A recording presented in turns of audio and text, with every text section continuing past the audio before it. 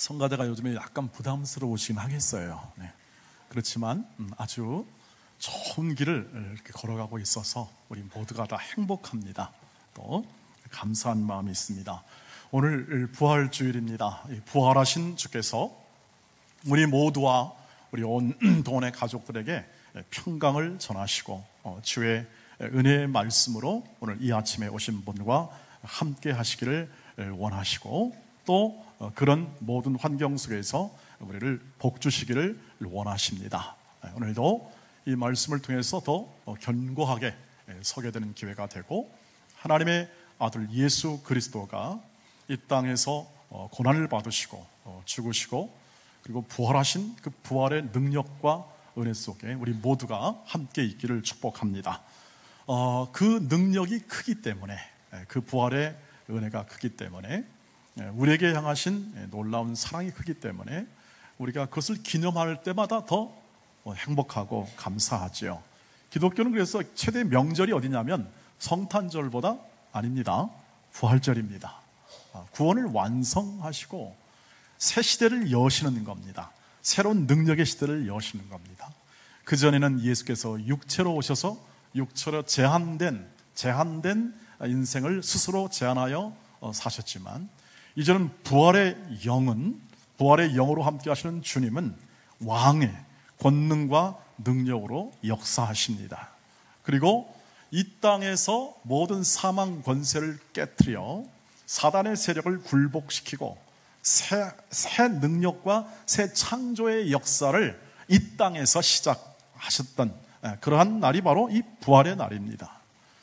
그래서 우리가 간단하게 볼 것이 아니라 이 부활은 우리의 삶에서 가장 중심이 되고 그리고 가장 영광스러운 우리의 구원의 새 창조의 출발점으로 우리가 함께 하고 있다는 사실을 우리 마음에 새겨주시기를 바랍니다. 그래서 부활이 없으면, 부활을 잘 믿지 못하면 그것은 아직 신앙이 서지 않았다는 것을 얘기해주고 있다는 것으로 오늘 성경 말씀은 얘기합니다. 부활을 잘 믿지 못하고 부활이 없다는 사람들은 그것은 바울을 거짓말한 자로 그리고 또는 기독교를 무너뜨리는 그러할 수밖에 없는 것으로 생각할 수밖에 없다 하는 것이 바울의 증언입니다. 그만큼 기독교 신앙의 뼈대가 되고 기둥이 된다는 사실이죠. 왜냐하면 이 사건을 통해서, 이 부활의 사건을 통해서 사단의 세력, 다시 말하면 죄와 사망의 권세를 잡고 이 세상 가운데 불신과 불만과 그리고 또 비난과 싸움과 갈등과 분쟁과 그리고 탐욕을 조장하여 그런 인생을 살게 하는 모든 사단의 세력에 결정타를 가하는 날이 바로 그 부활의 날입니다. 그래서 십자가에서 모든 우리의 허물과 죄를 다 끌어안고 예수께서 십자가에서 죽으시고 구원의 기초를 제공합니다. 모든 십자가에서 구원의 기초를 제공하시고 그것이 참되게 증명되는 것이 바로 부활이죠. 다시 사십니다. 그래서 십자가와 부활은 한 묶음입니다. 죽음이 있어서 부활이 있고 그 다음에 죽음으로만 끝나지 않고 부활로서 그 모든 구원이 온전해지고 이루어진 그 사실을 확인할 수 있습니다. 만약에 예수가 죽어버리신 다음에 그냥 끝 그러면 확인이 안 됩니다. 어떻게 하겠습니까? 죽었다는데. 그런데 살아셔가지고 이 모든 구원의 역사를 일하심을 증명해 줍니다. 증언해 줍니다. 그래서 이해할 수 있습니다. 그럼 부활이 사람이 잘 믿지 않습니다. 혹시 여러분 가운데서도 부활, 십자가는 믿겠는데 부활이 조금 좀 미적미적 하다 하신 분들은 아마 솔직히 그 마음 가운데 그런 마음이 들 수 있을 것이라고 생각합니다. 그 부활은 육체의 부활입니다. 사람이 죽었다가 다시 살아나는 것이죠. 그러니 그게 쉽게 잘 이해가 안 되는 겁니다. 그리고 그것을 믿으면, 얘기하면 우리 공직사회, 지금 공직사회 있잖아요. 창조신앙을 믿으면 저 사람은 약간 좀 이렇게 상식적이지 못한 판단력이 있을 거다 해서 공직을 잘 안 시키는 쪽에 그런 비판도 가하고 있는 것이 이 세상이잖아요. 그건 너의 그냥 신념일 뿐이지 그것을 공직사회나 공공사회에서 그것을 공공연하게 얘기하는 것은 그것은 이성적이지 못하다 하는 그러한 생각을 가지고 안 시키는 것이 세상이죠. 그것을 합리적으로 생각합니다. 그만큼 이 부활이라는 사실이 논리적으로, 이성적으로, 과학적으로 그것을 증명하기 어려운 것이 현실이기 때문에 그렇게 얘기를 합니다. 그러면 아닙니까? 그렇지 않습니다. 이 일은 하나님이 하시는 일입니다. 부활은 하나님이 하신 일입니다. 그러니까 사람들의 생각과 사람들의 마음의 모든 것이 뭐냐면 이 머릿속에, 마음속에 다 자신의 생각과 자신의 판단으로 다 판단합니다. 하나님이 없다라면 맞습니다. 하나님이 안 계시다라면 우리는 그렇게 생각할 이유가 없고 우리는 그냥 우리의 생각대로 우리의 판단대로 과학적 사실대로 그것을 이해할 수 있겠으나 우리는 하나님을 믿습니다. 하나님이 그것을 가능케 하십니다. 하나님이. 그래서 이런 표현이 있습니다. 38절 한번 제가 한번 띄워주시길 바랍니다. 38절 읽겠습니다. 시작. 하나님이 그 뜻대로 그에게 형체를 주시되 각 종자에게 그 형체를 주시느니라. 하나님은 무슨 일인지 하실 수 있으십니다. 각 형체, 하나님이 그 뜻대로 하나님의 목적대로 각각 모든 이 종자, 종이 있잖아요. 원숭이면 원숭이 혹은 사람이면 사람, 종입니다. 다 종. 다 그 형체를 다 주십니다. 만물을 창조할 수 있는 창조의 능력이 있으시니까 다 줍니다. 자, 콩 한 알, 씨앗이죠. 씨앗이 떨어져서 그것이 죽으면 무엇입니까? 열매를 맺습니다. 씨앗 형체가 있고 그 다음에 열매 형체가 있습니다. 같습니까? 다릅니까? 다릅니다. 여러분, 이런 한 알의 씨앗이 발화돼가지고 이런 어마어마한 열매를 맺을 줄 누가 알았겠습니까? 자연의 섭리라고 우리 얘기합니다. 자연이 이렇게 만들었다. 하나님이 하셨다는 것을 우리는 성경을 통해서 증언을 듣습니다. 하나님이 하신 겁니다. 여기 땅에 속한 형체가 있고 하늘에 속한 형체가 있다고 설명합니다. 이 땅에 있는 이 육신의 이 형체가 있습니다. 여러분의 형체가 있습니다. 여러분의 얼굴, 여러분의 몸 전체를 향한 형체라고 말을 합니다. 어떤 사람은 약간 통통하게 잘 보입니다. 어떤 사람은 빼빼가지고 빼빼로 하고 있습니다. 각각 형체가 있는데 이 형체는 땅에 있는 형체입니다. 여러분, 하늘에서 만들어질 형체는 어떻겠습니까? 한번 상상해 보시기를 바랍니다. 그렇게 하나님이 하신답니다. 하나님이 각각 우리의 형체가 있고 부활 후에 있는 형체가 있어 하나님이 그 일을 다 하신답니다. 이것이 구원의 과정이고 이것이 우리가 부활의 과정으로 봅니다.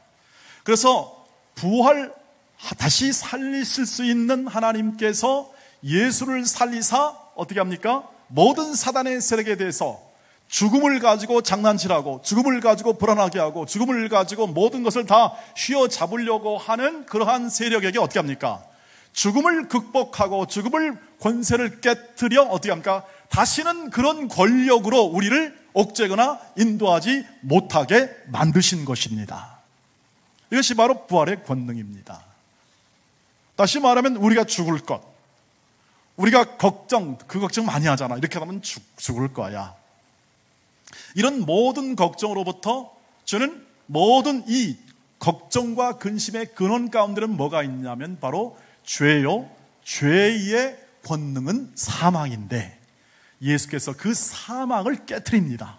사망의 권세를 깨트려 그 사망의 종이 되지 않고 이 땅 속에서 부활하신 예수 그리스도의 은혜와 사랑 속에 살아가도록 이 십자가에서 부활로 인하여 우리에게 그것이 허락되었다고 하는 것이죠. 여러분, 결정타 아십니까? 결정타. 복싱에서 턱턱턱턱 치죠? 그러다가 어떻게 합니까? 한 방 팍 날립니다. 그럼 크 해가지고 쓰러질랑 말랑 하죠? 그러면 그것을 갖다 그러기 상태라고 그러죠. 거의 실신 상태, 정신이 없는 상태죠. 이미 결정타 한 방 먹인 게 뭐냐면 부활입니다. 이제 승부는 끝났다는 것이죠. 쓰러질만 남았고 마지막 날, 재림의 날 그것을 온전히 그것을 끝내겠다. 빅토리 데이, 승리의 날로 재림의 날을 설정해 놓고 그렇게 오시겠다고 약속을 하신 것이죠. 우리는 이 부활하신 주님, 이 결정타를 매기시고 부활하신 주님이 부활의 영 성령을 통하여 우리를 이끄시고 오늘 불러주시고 이 자리에 앉혔다고 믿는 사람들입니다. 이것이 우리의 신앙이고 우리의 고백이고 이것이 우리의 신앙의 여정이 됩니다. 그래서 우리도 부활할 줄 믿습니다. 그것을 어떤 증거로 삼냐면 20절 말씀에서 이렇게 표현합니다. 한번 20절 말씀 보시죠. 20절 시작. 그러나 이제 그리스도께서 죽은 자 가운데서 다시 살아나사 잠자는 자들의 첫 열매가 되셨습니다. 첫 열매. 예수께서 죽으셨다가 살아났습니다. 이제는 열매를 맺는데 부활의 열매가 됩니다. 우리 모두는 예수를 따라 다 부활할 건데 예수님이 첫 번째 시범 케이스가 되어서 부활의 생명력으로 살아나셨습니다. 하나님이 그렇게 하시는 겁니다. 예수가 먼저 살아난 다음에 어떻게 합니까? 예수를 따르는 모든 사람이 다 부활할 것입니다. 잠자는 자들이 부활할 겁니다. 순서는 이와 같습니다. 예수가 먼저 부활했습니다. 두 번째 잠자는 자들입니다. 죽은 자들이 주 예수께서 다시 오실 때 전부 다 부활하심. 마지막 세 번째 단계는 뭐냐면 만물을 다 평정하고 주께서 모든 나라와 권세 그리고 모든 것을 평정한 다음에 모든 만물을 하나님께 바칠 때라고 성경은 기록하고 있습니다. 그것은 될 일이기 때문에 우리가 다 짐작할 수는 없으나 하나님의 능력과 은혜로 이 모든 일이 이루어질 것을 믿을 수 있습니다. 미래에 대한 소망을 가질 수 있다는 이야기입니다. 그렇게 될 것이라고 하는 거죠. 그래서 오늘 우리는 이렇게 얘기할 수 있습니다. 신앙의 부활의 여정을 살아가는 우리가 함께 더불어서 확인할 수 있는 것은 뭐냐면 지금 우리가 이 육체를 가지고 삶을 살다가 죽을 것입니다. 그러나 주께서 다시 오는 날 부활이 온전히 이루어질 때 그때 우리는 다시 잠자는 자들과 함께 부활할 것입니다. 이게 믿어집니까? 제가 설명을 아주 그냥 목이 터져나가고 있는데 그래서 여러분이 이 사실을 듣고 마음 안에 그것이 확신이 된다면 여러분 성령께서 그것을 믿게 하시는 것이라고 그렇게 생각해 주시기를 바랍니다. 아직 좀 의심이 남아있다면 좀 기다리시기를 바랍니다. 내년엔 믿으시겠죠. 내년 부활 때는. 이것이 우리의 신앙의 여정입니다. 우리의 믿음의 여정이기도 하고 우리가 예수를 믿는 그 믿음은 지금 부활하신 예수를 믿는 것이고 부활하신 예수님은 부활의 영, 성령을 보내셔서 그 부활의 영의 권능과 능력과 지혜 안에서 살게 하시고 성령께서 우리 안에 거하셔서 우리 안과 함께 하셔서 우리를 이끌고 나아가시고 계시고 우리를 세워주고 계시다는 사실을 기억해 주시기를 바랍니다. 여러분이 할 것은 많지 않습니다. 그 안에 계신 성령과 더불어 살아가시면 됩니다. 그것이 신앙생활이죠. 그것이 믿음의 생활입니다. 근데 문제는 뭐냐면 아직 이 사단의 세력이 완전히 쓰러지지 않았다는 데 있습니다. 그래서 우리는 지금 이 부활의 삶을 살아가는데 우리는 나아질 것입니다. 더 나아집니다. 우리의 삶과 우리의 모든 여정은 나아진다는 뜻입니다. 그렇게 믿어지십니까? 나아질 것으로. 경제가 한없이 추락인데 이거 좀 될 건가?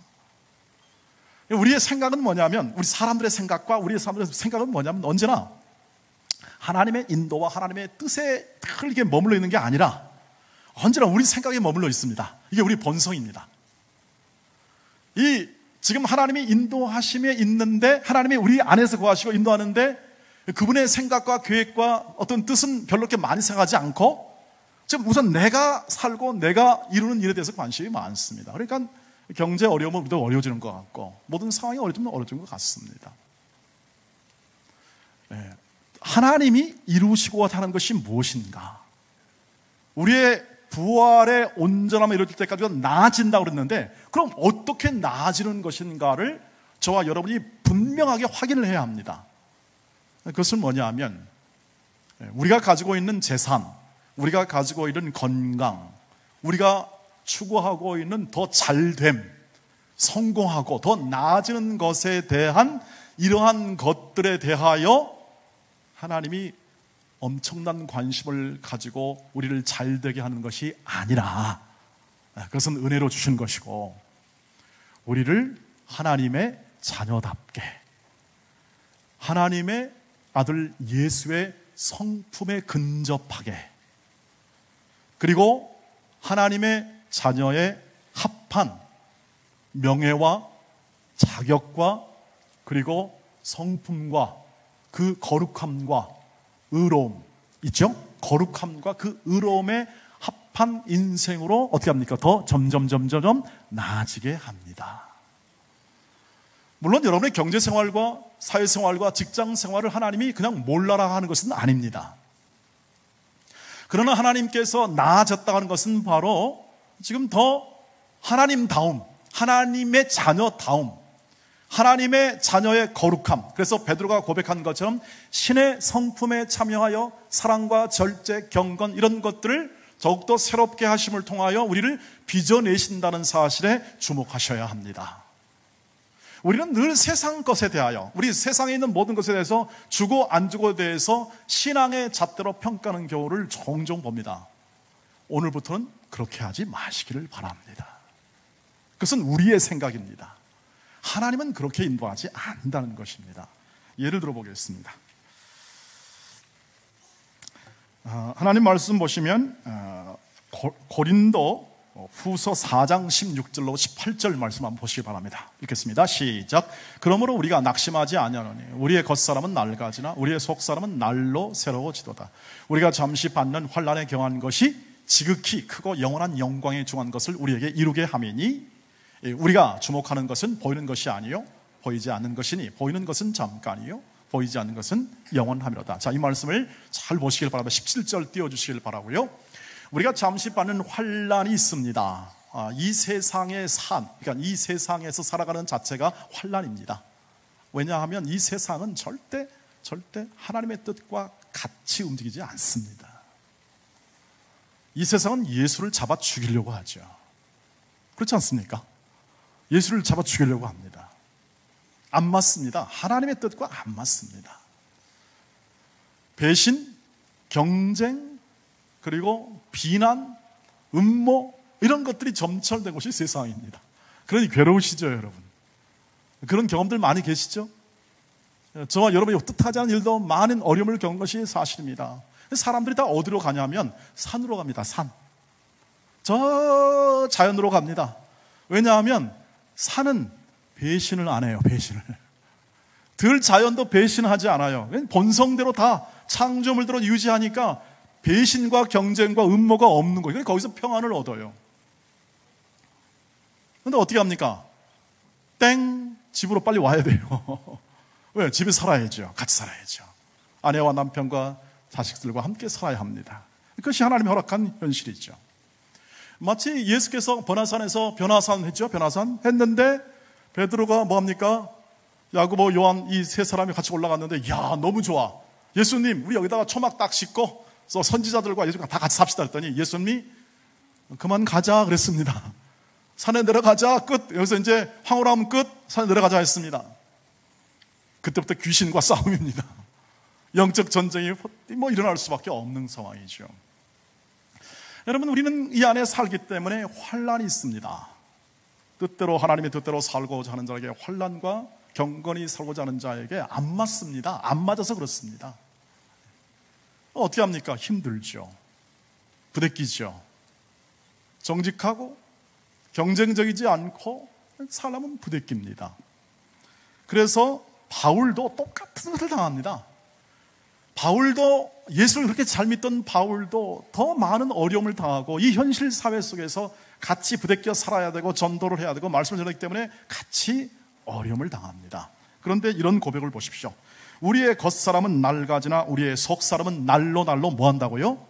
새롭다라고 말을 합니다. 뭔 뜻입니까?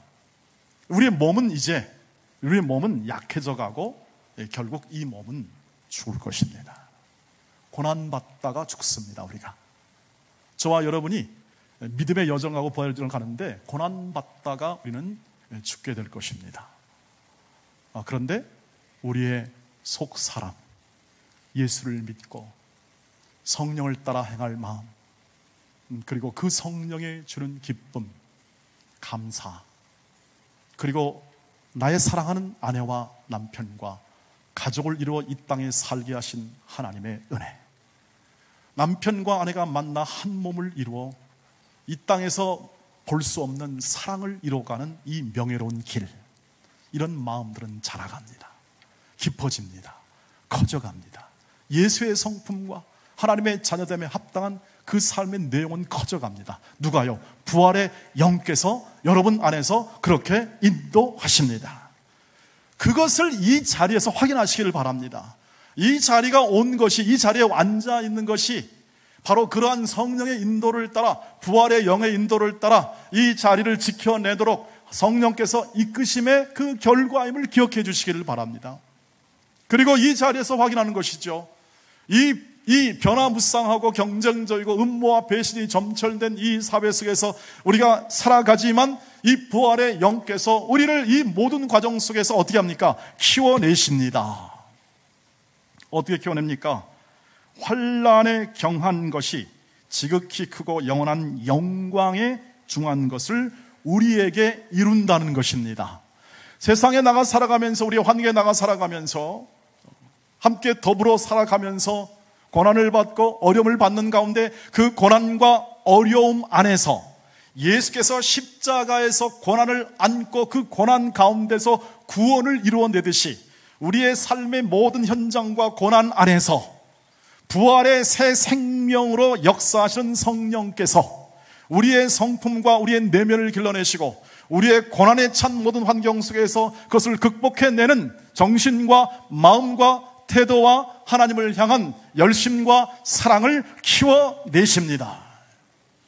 그런 환경들이 너무너무 많지 않습니까? 우리 교회 안에 지금 각자의 마음에 따라서 봉사하는 게 기쁘고 섬기는 게 기쁘고 나누는 게 기뻤던 그 기쁜 마음들이 막 피어오르는 것을 많이 봅니다.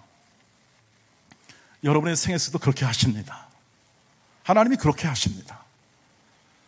그러니 우리의 육신은 죽어가고 아파하며 고통하지만 우리 안에서 자라나는 이 새 생명의 부활의 영의 역사를 따라 우리의 내면은 더 강력해집니다. 그리고 우리는 그날을 기다리는 소망이 더 강력해져서 현실 속에 있는 모든 어려움과 힘든 여건 속에서 일어날 수 있습니다. 다시 일어설 수 있습니다. 그러므로 여러분, 저와 여러분이 부활의 여정을 갖고 있다는, 이 부활의 성령의 인도를 따라서 우리의 인생을 가고 있다는 사실을 확인하고, 우리 오늘 이 아침 이 부활의 이 날을 맞이해서 우리가 다시 한번 확인할 것은, 이 모든 이 어려움의 모든 구체적인 삶의 여정 가운데 이것을 재료로 삼아 모든 것이 합력하여 선을 이룰 것을 믿으시길 바랍니다.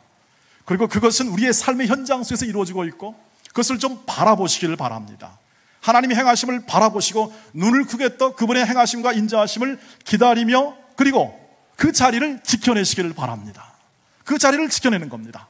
예배의 자리면 예배의 자리, 인내의 자리면 인내의 자리, 내가 가진 사랑이면 사랑의 자리를 지켜내는 것입니다. 그것이 부활의 여정의 삶이고 그것이 우리의 능력입니다. 그것이 우리가 다시 일어설 수 있는 근거입니다. 왜냐하면 하나님은 역전시킬 것입니다. 부활의 개념은 역전입니다.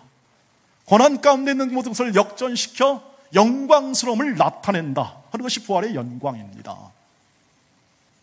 잘 안 보이시면 바라보시기를 바랍니다. 마음 안에 아직 담아있지 않다면 마음을 여시고 부활의 영께서 오늘 말씀을 통해 여러분 안에 담아주시기를 원하는 이 말씀을 마음에 풍족히 호흡하시기를 바랍니다. 성령을 호흡하십시오. 그의 영의, 부활의 영을 흠뻑 들이마시시기를 바랍니다. 그리고 그분의 영에 충만한 은혜가 있거든 흘러 넘칠 것입니다. 그것을 함께 나누시며 살아가는 것이죠. 그 다음은 하나님이 역전시킵니다. 여러분, 역전의 명수 무슨 상고입니까? 기억나십니까? 군산에서 태어나신 분들, 역전의 명수가 어느 학교입니까? 군산 상고입니다. 제가 군산을 나왔다는 뜻이 아닙니다. 고교 시절, 한창 고교 시절 때 군산 상고가 다 이렇게 치다가 1, 2, 3, 4, 5, 6, 7, 8 지다가 9의 말이 어떻게 합니까? 홈런 날려버립니다. 끝! 우리 부활의 영께서 역전의 명수이십니다. 당할 자가 없습니다. 하도 역전을 많이 하니까 역전의 명수가 되어버립니다. 저와 여러분이 갖는 소망과 오늘의 힘은 그것입니다. 나는 다시 일어설 수 있어. 왜? 하나님이 마지막 날 다시 살려. 죽은 것도 살려. 그러니 여러분, 현실에 뭐가 두렵습니까? 무엇이 제일 두렵습니까?